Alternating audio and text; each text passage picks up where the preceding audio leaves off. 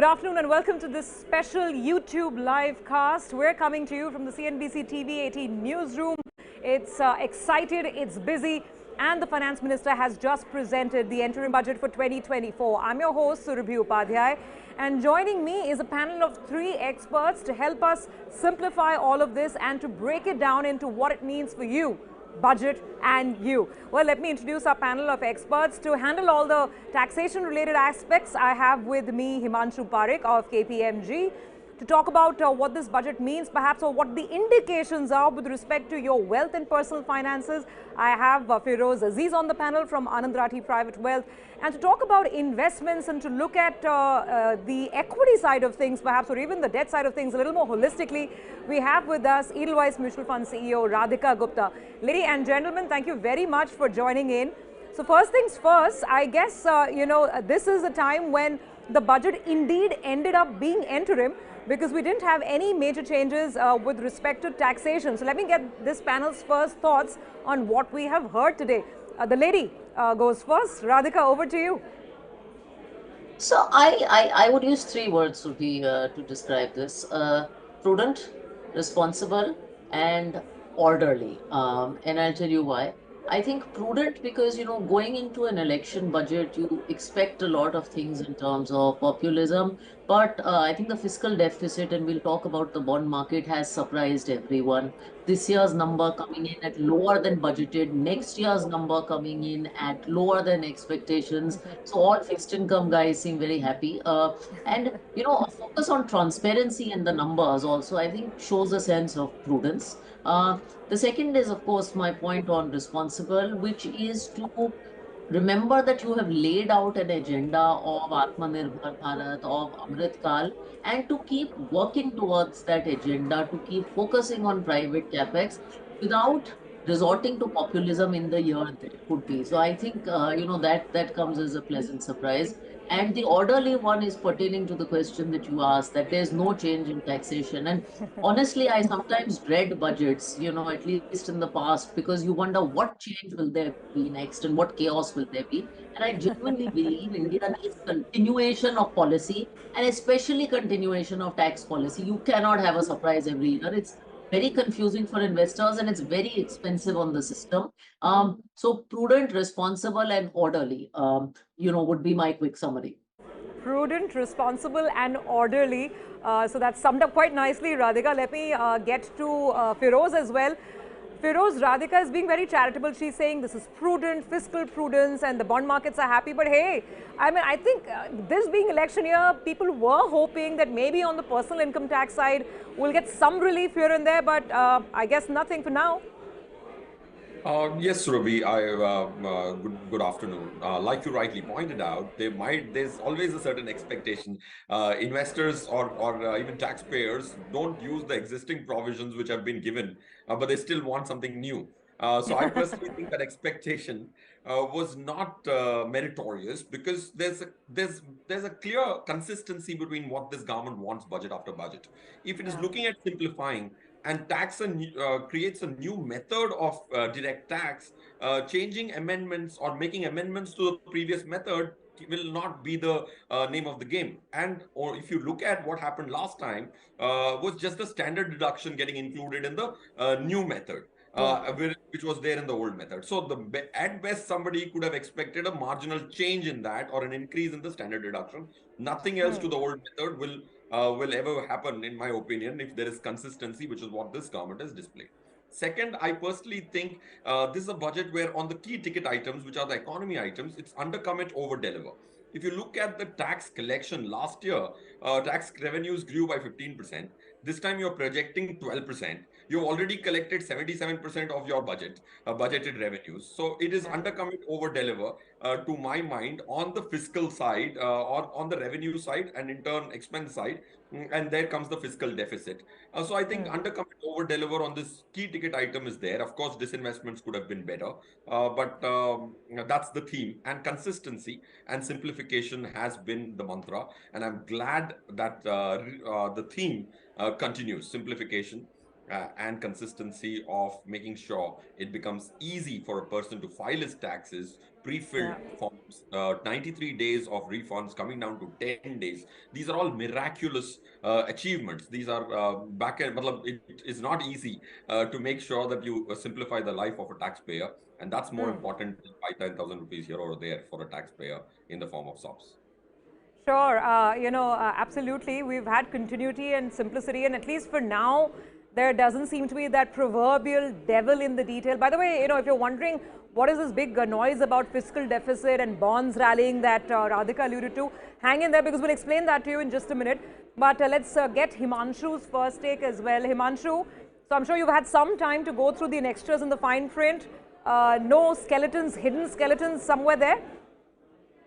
Nothing whatsoever, Surabhi. So, as expected, given that this is an interim budget, no changes whatsoever either on the personal tax rates or corporate tax rates.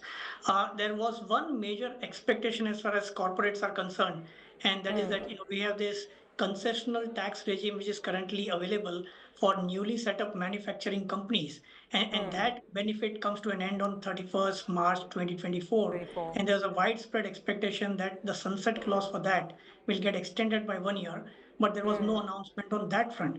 But instead, there are certain other incentives which are available in law, where also there was a sunset clause of 31st March 24, which has been extended by 1 year, and that's good news. So, for example, when it comes to startups, eligible startups are entitled to a tax holiday of 7 years out of the first 10 years of their operations.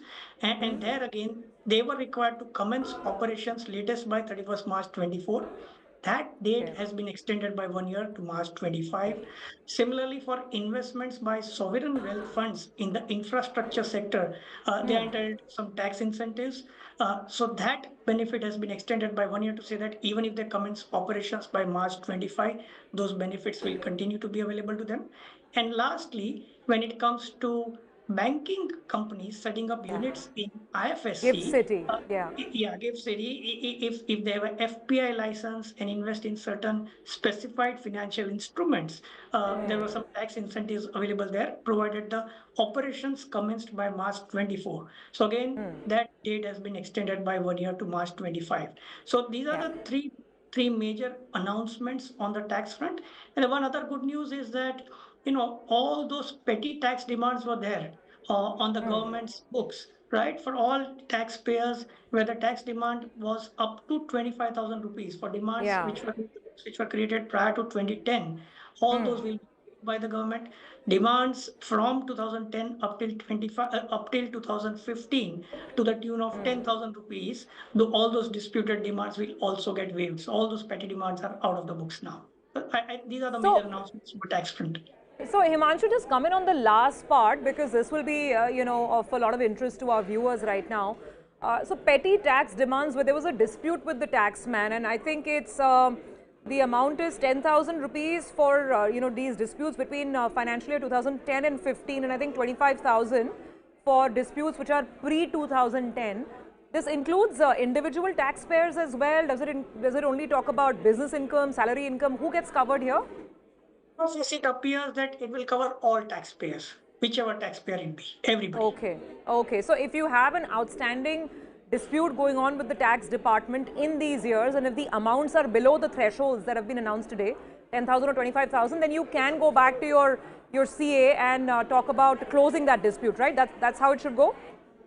So they'll issue the procedure for that in times to come, but it seems that the Okay. government will just write off all those demands from their books. Okay, fair point, fair point. So on taxation, not much changes. Personal income tax, well, a little bit of a disappointment for those who were thinking that there'll be a pre-election goodie being handed down by the finance minister. That didn't happen. However, let's come back to some of the other major announcements which do impact you and me. I mean, why we need to understand this as well. Starting with why understanding the fiscal math is important, to the point that Radhika made, why bond markets are very happy today, and we're seeing a bit of a rally in bonds, and a lot of us who might be invested in fixed income either through mutual funds or through some indirect manner, or I mean we could have outstanding loans, etc. Basically anything that's linked to the fixed income market, you need to take note of this. So as our guests have just explained, the government's announcements and the commitment to keeping the fiscal deficit in check has been well received by the market. Now, the estimate for the current year that's closing out in March, FY24, the estimated deficit level was 5.9%. However, the finance minister today announced that the new estimate is actually 5.8%. So they are going to be, a little tighter than what they had even budgeted out at the start of the year. And the number for the next year, FY25, is substantially lower at 5.1%. Feroze, just come in on this, and how are you looking at the fixed income reaction, the bond side reaction today, and how are you gauging this? Yes, Surabhi, I think this is a very, very important thing, not just from a bond standpoint, but from an equity standpoint as well. So see, if the government borrowing is significantly lower next year, if you look at the number, there's almost a 1 lakh crore lesser expected to be borrowed, a little over 1 lakh crore by the government. That brings in immense amount of softness in the long end of the yield curve, which is better than a rate cut for sure, because rate cuts actually tamper with the short end of the yield curve. Now, coming back to trying to simplify this, if interest rates come down, the price to earning multiples of equity have a serious correlation with them. If you backtest 22 years, 0.5% reduction in the yield on the long end side creates 1 to 2p extra on the market valuation from a fair market standpoint, because every business gets valued better because businesses are nothing but discounted cash flows. So equity will have a large impact, and the fact that this happened, the market solidified its base. If you look at October to January, markets have moved from 18,850 on the expiry of 26th October to 21,700. So I was a little worried that you're skating on thin ice. Short term, if you have seen 15% move, an interim budget like that has solidified that level by a reasonable margin. So that's point one. Point two, the housing push will also get a great momentum, because the borrowing cost generally on the home loan sides are linked to the long end of the yield curve. And that will propel demand for housing. And then from this side, you push housing creation. Here you push demand because of lower interest rates. I think it's a double benefit from a consumer side. No, absolutely. And on housing, anyway, there were more announcements for the PM Awas Yojana. I think 2 crore houses to be constructed. And then for, slum dwellers or those living in unauthorized colonies, there is a promise to, announce a scheme which will allow such individuals to, build their own house or buy their own house. So housing for those in the middle or lower income categories continues to be a thrust. But Radhika, let's talk about debt for a bit, because you said that in your office, the bond guys, the fixed income guys were quite happy. How has the experience been? I think the memories from last year are still fresh in our minds, given the kind of tax flow that debt funds got back then. Obviously, today there's no rollback, no rethink, none whatsoever. So, as a mutual fund house, how are you looking at debt, and what is the communication and advice you're giving to investors? So I don't think, look, last year, the tax change happened actually after the budget. The budget was quite smooth. The tax change happened for the insurance guys. And lo and behold, a few days before financial year end, we got this little bit of a, note. And so I don't think anyone was expecting this to be reversed, because in my conversations over the last year with folks, there was a clear intention that you want to keep parity between deposits and all bond products. And, while you can still argue listed bonds, etc., I think there was a clear intent. I was hoping, by the way, that one of the casualties of last year was that, in mutual funds, things like international funds, gold funds, fund of funds of equity also got that, disadvantageous taxation. I think that was an unintended casualty, and I think some of us were hoping that that would be reversed. Finance bill doesn't suggest that, so that's a little bit unfortunate. I think as a fund house, our view has been that, look, yields have largely peaked out. And if people want to take interest in, the longer side, perhaps through target maturity funds, we are seeing some interest now coming into our longer duration target maturity products. We hold the largest book in India in that category. So that's what we're seeing. Okay, all right. So longer duration funds perhaps in focus. I want to bring the panel's attention to one more aspect, which is capital expenditure. And here is why it's important, viewers, for you to understand this as well. While these are big headlines and they seem sort of only macroeconomic headlines, it directly impacts how the markets are interpreting the budget. because what we've had in the last 1 year is a rally fueled by the fact that the government has been, spending a lot on the infrastructure space, on railways, etc., and things like that. So the big headline, what is it? This year, the expenditure, capital expenditure outlay has gone up by about 11%. Now, it's a lot lesser than the increase that we had last year when capex was up between 33%. By the time this year closes out, it could be 33 to 35%. So compared to that, it is a lot lower. But Feroze, I mean, how would you see it from the mutual fund side, from the equity investors' point of view? How should this be read, given that last year it was all about capex companies, industrials, PSU stocks, and of course a lot of the PSU funds that were launched as well? Yes, Surabhi, if you look at that, like 11.1 lakh crore is going to be spent, which is 11.1% incidentally greater than last year. But if you look at how this has been poised over this financial year, till 7 months, the government had hardly penetrated into its fiscal deficit by only 44% till October end, as far as I remember the number correctly. And the long-term averages by October, the governments used to penetrate almost 73%.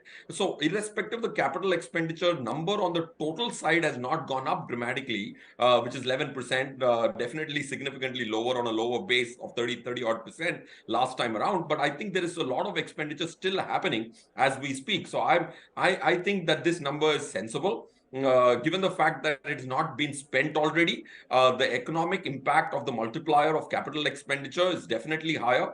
Housing is also very high because there are a lot of ancillary businesses which take benefit out of housing, capital expenditure, infrastructure expenditure. I think this should be sufficient to create the GDP promised. And in fact, we are looking at a positive surprise on the GDP number at the end of the year. Okay. Just to go back to you, Radhika, from, again, a mutual fund standpoint, given that investors have been riding this big wave on infrastructure, industrials, and, that side of the market and the economy, how do you see this playing out? So I tend to agree that, while the capex growth number looks less than last year, again, the focus is on continuation. And if I just take a longer term horizon and look at how capex is shaped up as a percentage of GDP from maybe 5 years ago, I think you can clearly see the delta from 1 to, 3.5 or whatever it is. As a percentage, I think there's also an expectation that now private capex will pick up. So in the last few years, government capex has been the story, but really the magic happens when, government capex spurs the animal instincts of the private sector and private capex picks up. So I think that is going to happen. And the continued push around infra and infra execution is very good. In fact, I think we got some very interesting data on how physical infrastructure has shaped up over 7 years of this government, whether it's aircraft movement, whether it's number of airports, whether it's cargo, and that bodes really well. So I do think that private capex and some of this theme around manufacturing, infrastructure, industrials, power, which we've been very bullish on in funds, is a decadal theme and will continue to play out. Okay, fair enough.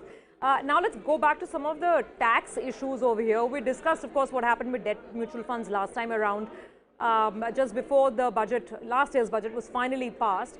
Himanshu, let's come back to the other major, taxation headline, so to speak, and that was a tax that we are paying on foreign remittances, right? I think there was some confusion in between whether there is a rollback or not. Basically, the TCS provisions that apply when you're remitting money overseas, or even when you're, buying holiday packages, tour packages. So can you just explain to us where the law stands on this and if there's any change today? So the bottom line is there's no change, firstly, but there is something in the fine print to that effect, and let me clarify what it means. So what had happened is that in the past, up till the last year, we had a lower rate of TCS on foreign remittances, especially through the LRS scheme, the liberalized remittance scheme of the RBI, right? The rate which was applicable was 5% at that time. And there was a limit of 7 lakhs which was applicable, up to which there was no TCS which was attracted. And in last year's budget, there were two proposals. One was to increase the rate from 5 to 20%, the rate of TCS from 5 to 20%. And second was to do away with the 7 lakh limit. Thereafter, a lot of representations were made to the government, and the government then issued a circular on 30th June 23 to clarify that while the rate of 20% will continue, They reinstated the 7 lakh limit beyond which only TCS will apply. So up to 7 lakhs, no TCS. So this was clarified by way of a CBDT circular. And now what they have done in this year's budget is incorporate the provisions of that circular into the law. So whatever is was now prevalent from 1st October 23, which is no TCS on LRS up to 7 lakhs, right, for foreign remittances, and TCS of 20% for LRS remittances beyond 7 lakhs.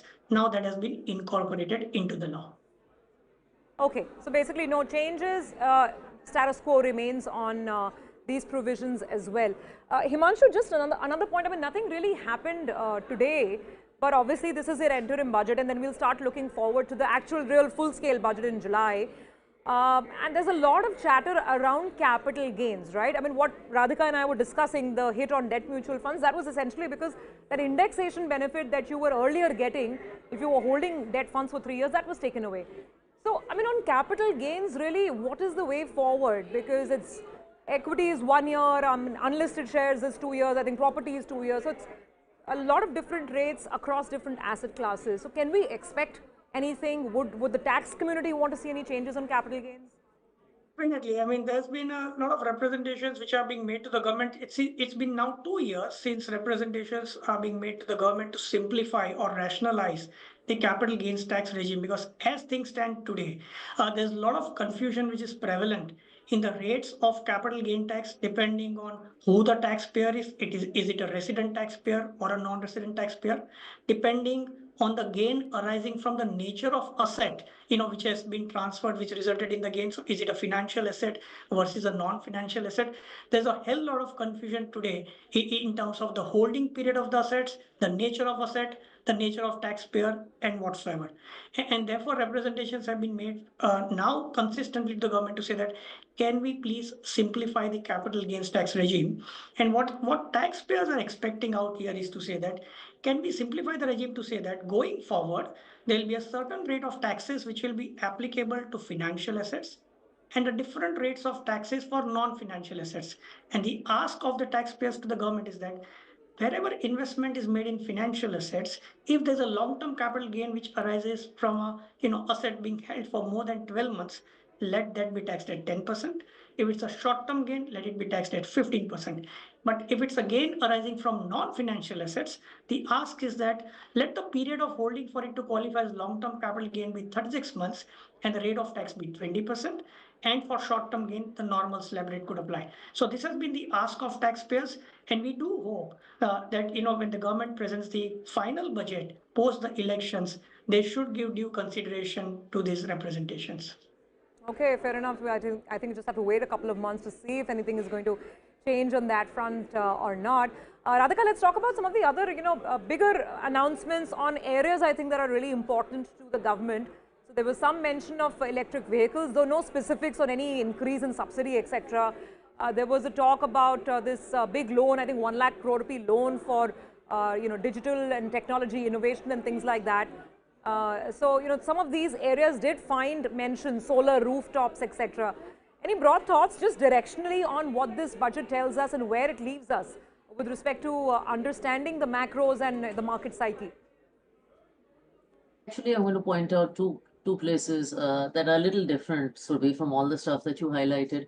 One is, of course, the focus on young India, and this is something I've been saying for years, but continuous comments around, they had NEP many years ago, National Education Policy. Now there's been a lot of talk on skilling, internships, because 70% of your population is finally young, and demographic dividend will happen when you channel young India really effectively. So I think some energy around that, which I think has been missing in previous budgets, has increased now in the last few years. I think that was nice. There was an interesting point which made me extremely happy, Surabhi, was the rise in female labor force participation rate. So recall 5-6 years ago, we were dealing with a declining female labor force participation rate. 28 went down to 23.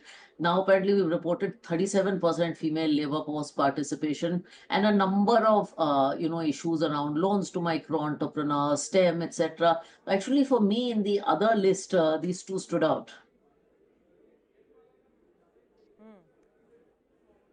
Uh, Radhika, Yep. are you there? Yeah, okay, Yeah. okay, got that point, got that point. Fair enough. Feroze, what would you say? I mean, for you, what are the the salient features of this budget, or if you're saying any indications, any cues for the future for July, then what would you pick out? I think, like you rightly pointed out, Surabhi, there's a 4-5 dimensional matrix which needs to be solved for a capital gain, for a person to assess what's the exact capital gain liability, STT paid, non-STT paid, which kind of asset, what's my domicile, what tenure I've held it for. So that simplification, I think, should happen sooner than later. That's point one. Point two, from an asset class standpoint, which I think is the most critical from an investor lens. I think that the 10-year yields can come down to almost about 6.5, 6.4% by the time the next budget will be announced. So that's a great push. Second, I personally think that this kind of simplicity is definitely liked by the foreign investors. So if you look at how the foreign investors have behaved in the last few months or even a year, they have started participating into India, not just from the top 100 stocks. So if you look at the kind of participation in the NSE 500 stocks, in spite of they being richly valued, the participation is enormous. I think that will get boosted. So the small cap and the mid cap outperforming the large cap, I think will continue for a few more months, unlike the popular belief. And September, October, people went very bearish on small caps and funds managers stopped taking money. From there on, it has outperformed 10-11%. I think next 3-4 months, NSE small cap Winding 250 up has a into potential to outperform by 4-5%. So this, I think, is the more important bit from an investor lens. Okay, got that. Himanshu, let me come back to you to the point where we started, the fact that we've really not got anything on personal income tax. Realistically speaking, even in July, should one be expecting anything? Because the government's intent has been to push people towards this concessional tax regime. In the past many years, I mean, every year we go in with repeated hope on ATC and ATD and higher deductions. But that's not happening, right? And the government has been stating that they would probably prefer a regime that has lower rates, uh, but 0 to 0 deductions. So how should we prepare for the roadmap ahead on personal income tax? So I would tend to agree with you, Surabhi. The government's intention clearly is to move as many taxpayers as possible to the new concessional tax regime out of the old regime. And therefore, I don't think it'll be wise to expect the government to announce any relaxations in terms of incentives or deductions which are available, be it a deduction under Section 80C or standard deduction or interest on housing loans, so on and so forth. We may perhaps see some bit of tinkering as far as the slabs are concerned, the slabs of income which attract the rate of tax. So perhaps there may be some liberalization on that front. But other than that, I would not expect much changes. As the finance minister clarified in a budget speech today, for any individual earning income up to 7 lakh rupees, there is no tax payable whatsoever. And I think that's a Right. pretty decent limit to consider. And therefore, we should not have too many hopes in terms of further relaxations in the main budget as well. Okay, fair enough. And what about housing? I mean, I'm not looking at only Section 24, which is part of the overall, scheme of requests saying hike the deduction that's available on home loan interest. But given that housing continues to be a big thrust, should the middle class expect anything on this front in the coming months as well? I think that's a fair expectation. We had a deduction available of interest paid on affordable housing loans. There's a deduction available up to 1.5 lakh rupees, but that was available only where the loans were procured up till March 22. And again, a lot of representations have been made to the government to say that given the boost that the government is giving to affordable houses, that at least that deduction or incentive should continue going forward as well. So we may possibly Okay. something on that front in the main budget. Maybe for the affordable housing segment, perhaps in the next budget, the full-scale, full-fledged budget that comes in. Okay, gentlemen, so then final thoughts as we're winding down. Stability today, not much changes, but Feroze, from the point of view of our investments, looking at our wealth, at our money, what is the thought that you would leave with as we wrap up on interim budget 24? Surabhi, I think our strength in the world has been solidified further. We are one of those economies which are at lower interest rates than the historical averages, lower inflation than the historical averages. This budget posed a threat if the fiscal deficit was not controlled. I think we have solidified our position on that. That's a great news. Second, I think both the asset classes are going to get a benefit out of it. Buoyancy in equity and rally in debt, and in inter segment of the equity markets. I think small caps and portfolios have done well, because that's when the broader market does well, is when an investor portfolio does well. That has also got protected. So both assets protected, and portfolios of stocks and bonds protected for individual investors, which I think is a great step, and it was a true to label a vote on account budget, and Absolutely. So, well, that is, I guess, for today. Now we wait for more policy announcements after the general elections. Thank you very much, all of you, Himanshu, Feroze, and of course Radhika, for joining in and demystifying and simplifying interim budget 2024 for our viewers. That's it on this special YouTube coverage. See you again soon.